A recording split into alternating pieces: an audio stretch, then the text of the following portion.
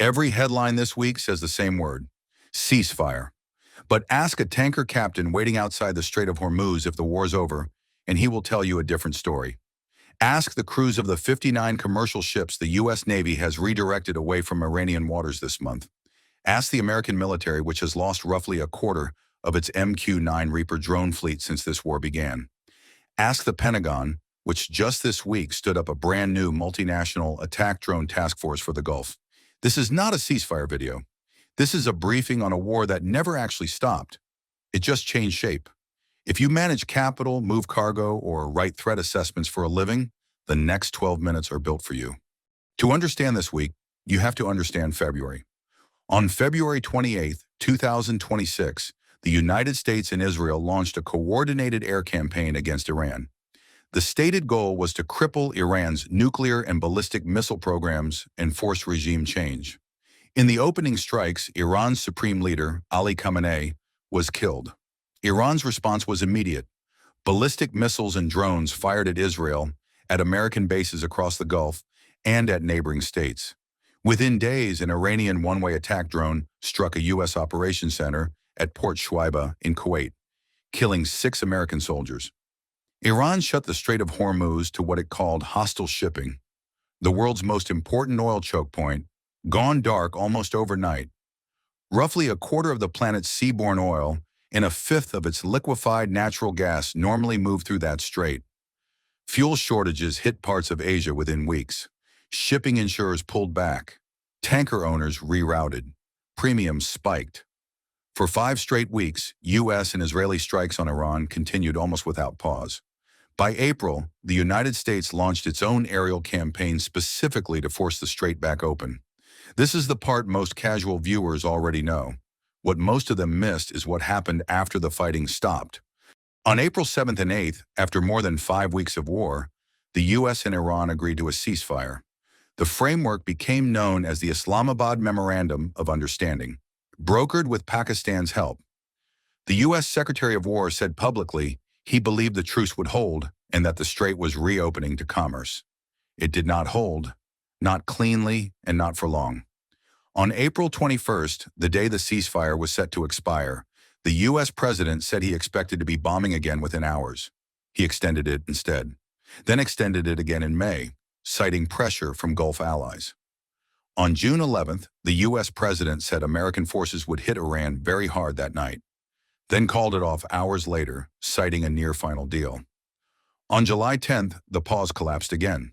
The White House told Tehran the ceasefire was no longer in effect. Iran's chief negotiator said his country was ready for what he called all-out defense. Fresh U.S. sanctions followed within hours. On July 11th, Iran's foreign minister accused Washington of violating the nuclear provisions of their own agreement. On July 12th, Iran's Revolutionary Guard announced it had closed the Strait of Hormuz again, firing a warning shot at a vessel that tried an unauthorized route. The U.S. insisted the strait was still open and launched fresh strikes on Iranian targets. On July 13th, those strikes killed at least 2 people, according to Iranian state media, and continued into the afternoon. This is not a single ceasefire that is fragile. This is at least 3 separate ceasefires, April, May, and June, that have each broken down and been patched over. Every time you hear the ceasefire is holding, ask which version of it they mean. Here is the part that matters most for anyone with money or cargo on the line. The naval blockade never really went away. The United States reimposed its naval blockade of Iranian ports last month after the July ceasefire collapse. As of mid-August, U.S. Central Command says it has redirected 59 commercial vessels, disabled 3, and boarded 2. Iran calls this an illegal blockade. The U.S. calls it a steel wall enforcement operation. Iran's position has not moved.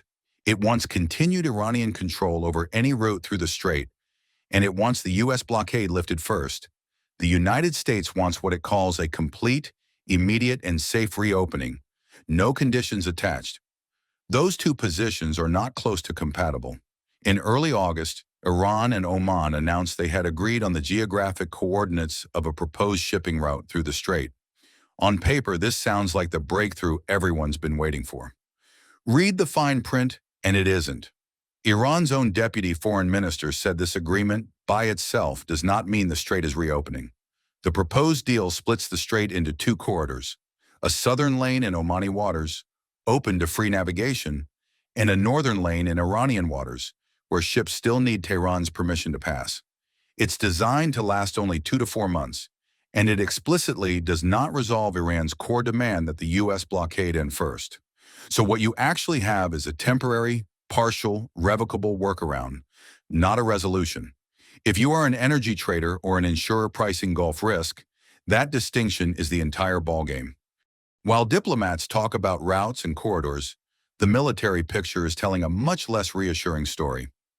The Washington Post reported this month that the U.S. has lost at least 45 MQ-9 Reaper drones during this war, roughly a quarter of the entire fleet.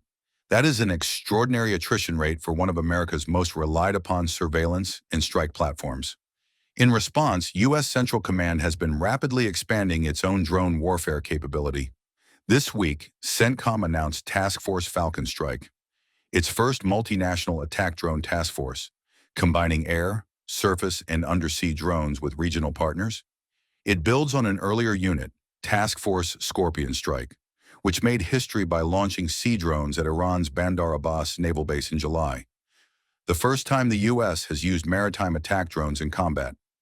Meanwhile, the carrier USS Abraham Lincoln has now been deployed in the region for more than 200 days without a proper port call. The Navy is preparing to rotate in the USS George Washington to relieve it.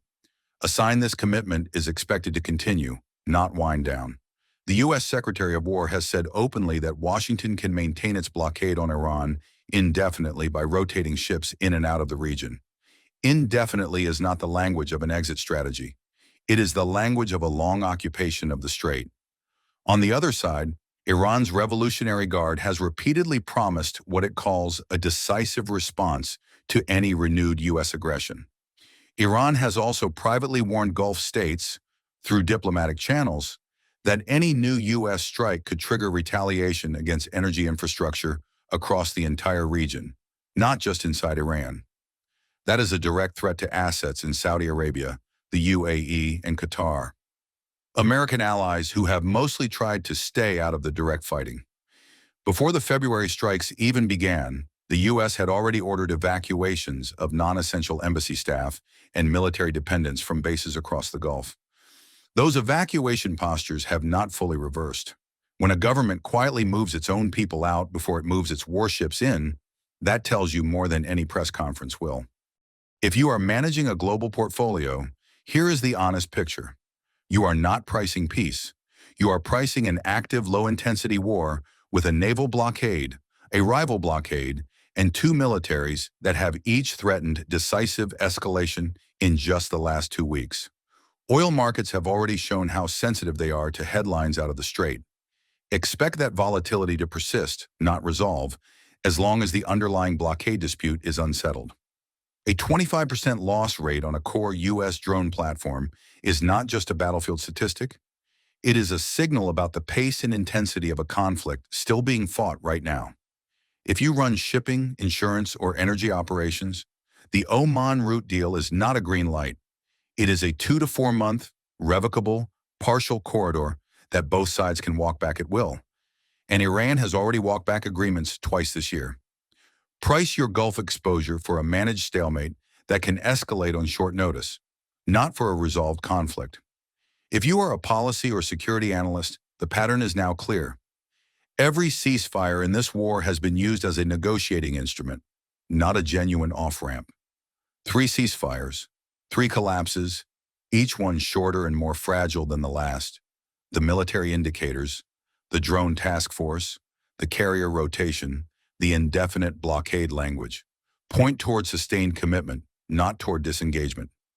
Watch the Oman-Iran route talks closely over the next 2 to 4 months. That is the real expiration clock on the current calm. Watch whether Gulf states get pulled into direct retaliation, given Iran's private warnings to Riyadh, Doha, and Abu Dhabi. And watch whether Task Force Falcon Strike escalates into more strikes on Iranian assets, because that is the kind of move that has broken every prior ceasefire so far. None of this is speculation.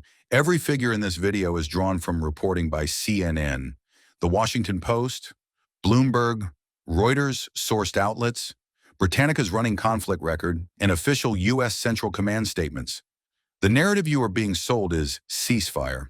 The operational reality is a live blockade standoff with an unresolved nuclear file, an unresolved Strait of Hormuz dispute, and two sides that keep promising to be decisive. That gap, and between the headline and the operations center, is exactly where risk hides and exactly where it gets priced wrong. If you want to go deeper on how this affects a specific position, route, or exposure you're tracking, message me directly on Signal. My username is EmmanuelAkash123.43. I read every message, and I'd rather talk specifics with you there than in a comment section. Subscribe if you want the operational reality, not the headline, every time this story moves. I'll see you in the next briefing.